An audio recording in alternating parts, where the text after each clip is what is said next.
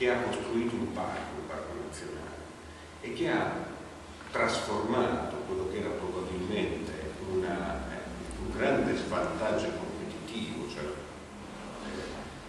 dimensione climatico-geografica della zona, che dal punto di vista dell'agricoltura li ha penalizzati per i beni, perché in verità il territorio è poco produttivo, vivono e producono condizioni durissime in un vantaggio competitivo importantissimo, perché oggi vendono paesaggio, vendono bellezza, vendono la particolarità di questa zona che è unica. Ovviamente per venderla, fra virgolette, ai turisti devono difenderla da questo settore, da questa industria del turismo che è estremamente aggressivo.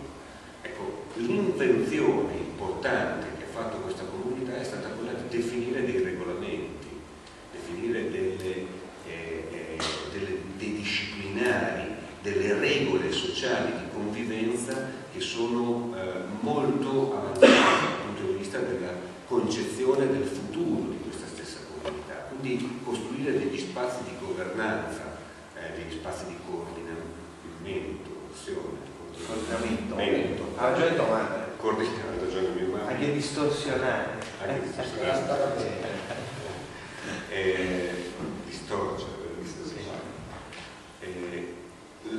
la grande innovazione è la costruzione di questi spazi di dialogo, di coordinamento fra gli attori locali, per poter costruire insieme una visione che poi orienta, che poi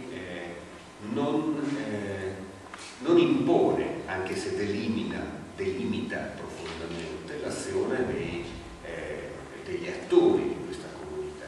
Fare questo implica una complessità di intervento enorme, che significa conoscere a fondo la realtà, significa investigare, cioè fare ricerca, significa costruire spazi di dialogo che non esistevano e devono essere consolidati.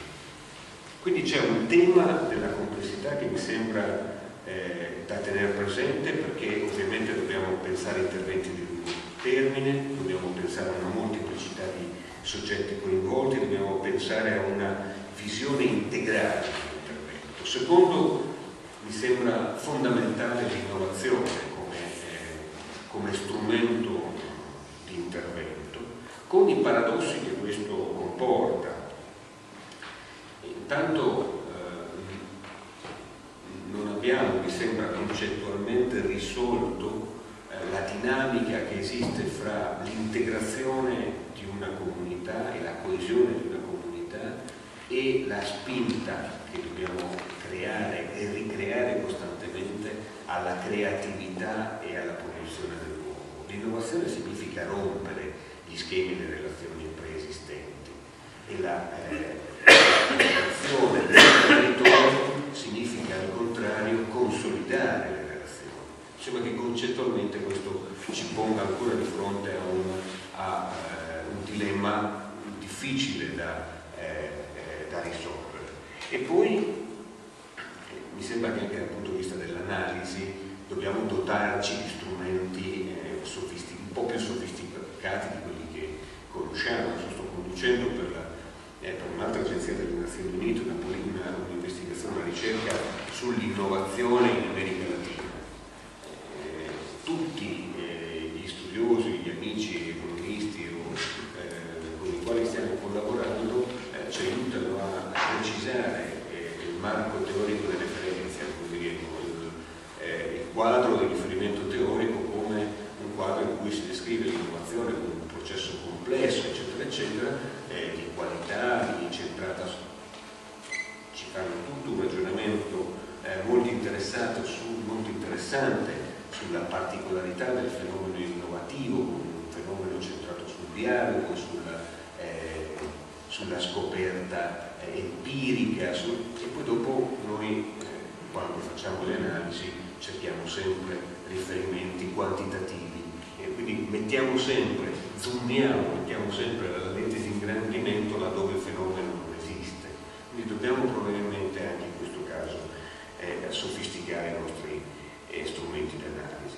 Credo che un'altra considerazione importante è che il fenomeno dello sviluppo locale ci porta molte a promuovere iniziative che sono localiste, che sono fine in se stesse.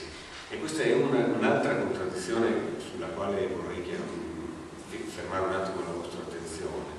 Io credo che non si può pensare allo sviluppo territoriale se non facendolo nelle località e facendolo ad hoc, in cada caso con strategie differenti. Poi dobbiamo avere anche la capacità di leggere trasversalmente questi fenomeni e di dargli una continuità, una serietà, una importanza strategica che ci viene solo dalla nostra capacità di sintesi di questi processi. Ho l'impressione che in molti casi, perlomeno nel caso dell'America Latina, siamo rimasti fermi ai, come diceva Patrizia adesso un attimo fa, ai progetti pilota. Facciamo un sacco di progetti pilota, ciascuno molto interessante, non riusciamo mai a fare una lettura d'insieme di questa cosa.